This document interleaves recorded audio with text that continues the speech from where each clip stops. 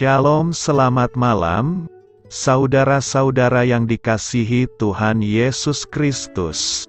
Selamat berjumpa dalam renungan pada malam hari ini. Doa dan harapan saya, saudara semua ada dalam keadaan yang baik, sehat, penuh sukacita, dan berlimpah berkat Tuhan. Sebelum kita mendengarkan renungan firman Tuhan, mari sama-sama kita berdoa.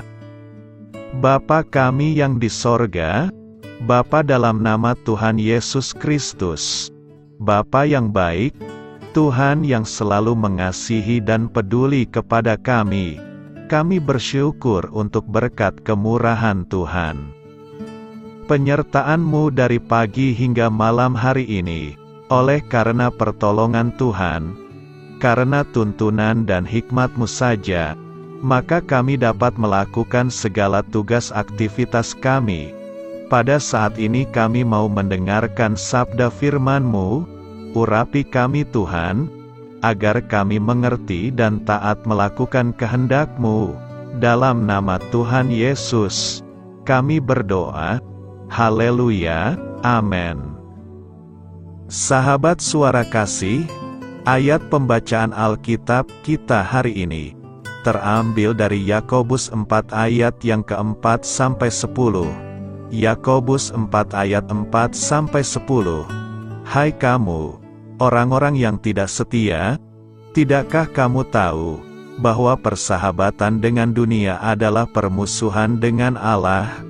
Jadi barang siapa hendak menjadi sahabat dunia ini, ia menjadikan dirinya musuh Allah. Janganlah kamu menyangka bahwa kitab suci tanpa alasan berkata, roh yang ditempatkan Allah di dalam diri kita, diingininya dengan cemburu.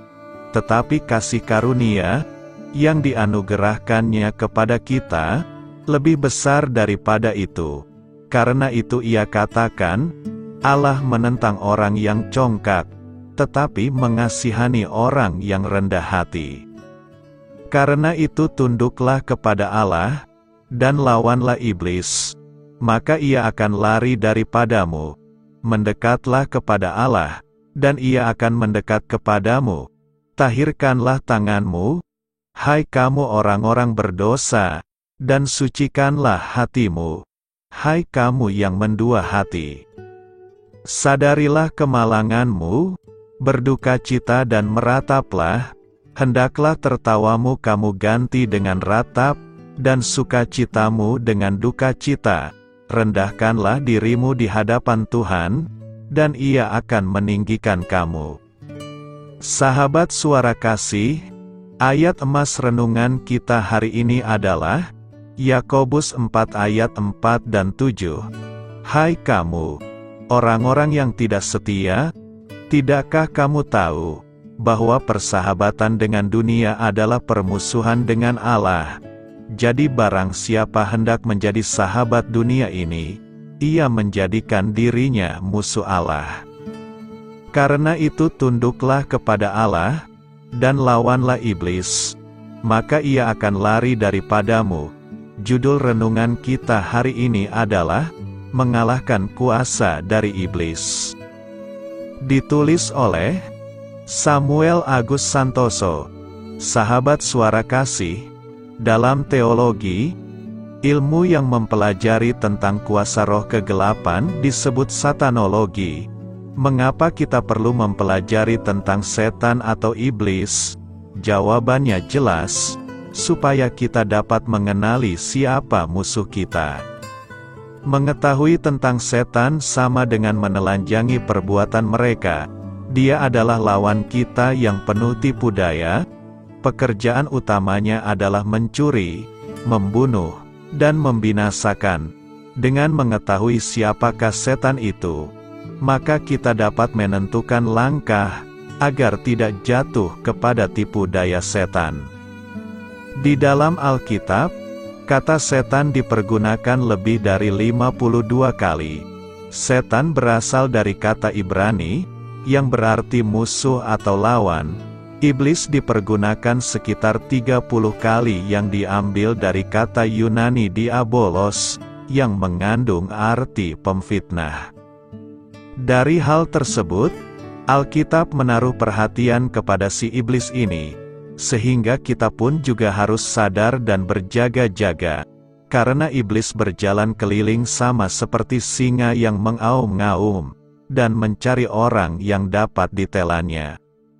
Sekali lagi, yang harus kita ingat adalah bahwa musuh kita bukan suami, istri, anak-anak atau rekan kerja kita, tetapi peperangan kita melawan pemerintah-pemerintah, melawan penguasa-penguasa, melawan penghulu-penghulu dunia gelap, dan melawan roh-roh jahat di udara.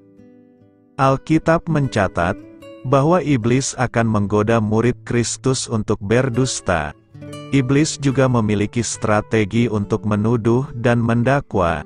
Iblis dapat menghambat pekerjaan. Iblis juga menggoda supaya jatuh ke dalam perbuatan amodal. Sahabat Suara Kasih, ada 3 kunci untuk kita mengalahkan iblis.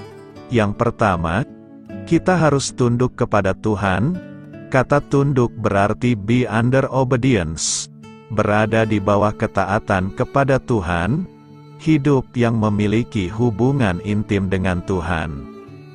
Yang kedua, Tuhan telah memberikan otoritas dan kuasa untuk mengalahkan iblis. Yang ketiga, harus kita lawan dengan iman di dalam darah dan nama Tuhan Yesus.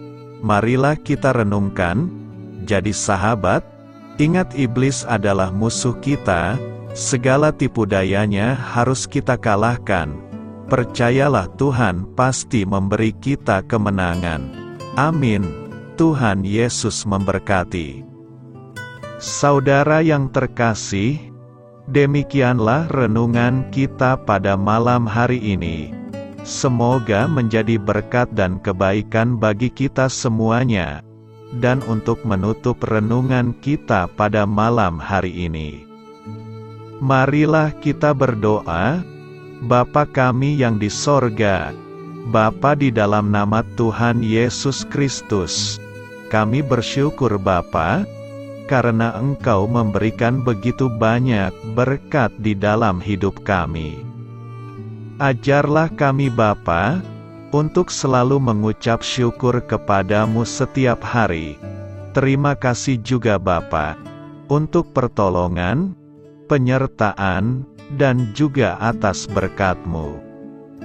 Kami berbahagia dan bersyukur Bapa, atas kebaikan Tuhan di dalam hidup kami. Terima kasih untuk penyertaan-Mu Bapa, di sepanjang hari yang telah kami lewati. Hingga pada malam hari ini, kami boleh bersyukur lagi di hadapan-Mu Bapa. Melalui doa dan renungan malam hari ini, terima kasih untuk firman-Mu pada hari ini Tuhan. Kami mau belajar dan terus belajar tentang firman-Mu. Firman-Mu yang menguatkan dan meneguhkan iman percaya kami. Firman-Mu yang mengubahkan kehidupan kami. Kami mau melakukan firman-Mu Bapa, di sepanjang kehidupan kami, agar kami menjadi kuat, berjalan bersama dengan Engkau. Terima kasih Bapa, untuk nafas kehidupan yang masih Engkau berikan. Kami mau pakai kehidupan kami, untuk hormat dan kemuliaan nama-Mu. Kiranya Engkau selalu memberkati hidup kami, keluarga kami, sanak saudara kami, daerah tempat tinggal kami, bangsa dan negara kami, pemerintah-pemerintah kami. Biarlah semuanya dalam perlindungan-Mu Bapa, dan jadilah sesuai kehendak-Mu yang terbaik, di dalam hidup kami. Bapa, hamba berdoa untuk saudara-saudara kami, yang sudah mendengarkan renungan pada malam hari ini. Biarlah yang saat ini sedang mengalami sakit penyakit, pergumulan masalah, kebutuhan ekonomi, kiranya Engkau jamah, sembuhkan dan pulihkan kehidupan mereka. Berkati perekonomian mereka, serta berikan jalan keluar di setiap masalah kehidupan yang sedang mereka hadapi. Ajarlah kami juga Bapa, untuk selalu berharap dan percaya kepada Tuhan Yesus. Pada malam hari ini Bapa, kami akan beristirahat dalam tidur kami. Kiranya Engkau sertai dan lindungi kami di sepanjang malam ini, sehingga kami boleh bangun besok pagi, dengan tubuh yang sehat, kuat, serta diberkati Tuhan. Terima kasih Bapa, inilah yang menjadi doa dan permohonan kami. Dalam nama Tuhan Yesus, kami berdoa, amin.